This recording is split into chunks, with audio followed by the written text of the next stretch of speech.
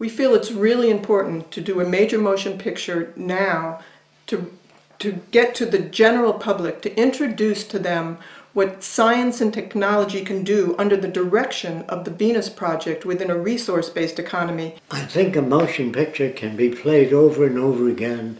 It can be translated into many different languages, and it could do far more than my personal lectures because it travels all over the world. And in a motion picture, you can answer all the questions that people ask. We also feel while Jacques is still alive, he is the best person to put this film together. He has worked all his life to arrive at this direction.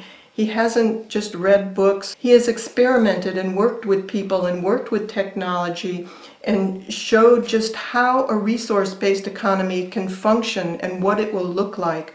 So to us, it's very important to have Jacques involved in this film. The basic ideas for the film are laid out precisely, and they are laid out in accordance with the plans of the Venus Project. If you don't have a public prepared to accept the Venus Project, there is no other way.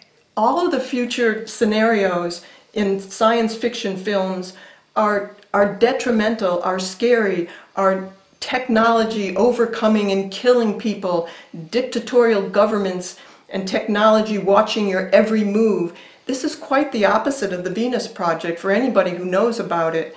And this is what we want to get across to the public, that you don't have to be afraid of technology. We want to show how the methods of science can be used to enhance everyone's life and preserve the environment. If we spent the money any other way, I don't think it would be as effective. We need a large following to get this implemented. People don't know what's missing. They don't know any other system. So we want to show life in a resource-based economy, then show flashbacks of how we get from here to there, and do it in an entertaining way so we could bring the public along with it. The Venus Project story is already fairly explicit, and what we need perhaps from a writer is putting it in terms that might be easily understood or acceptable. It will have a lot of CGI in it, which is expensive because it does take place in the future. But it depends on when and what kind of funds we get.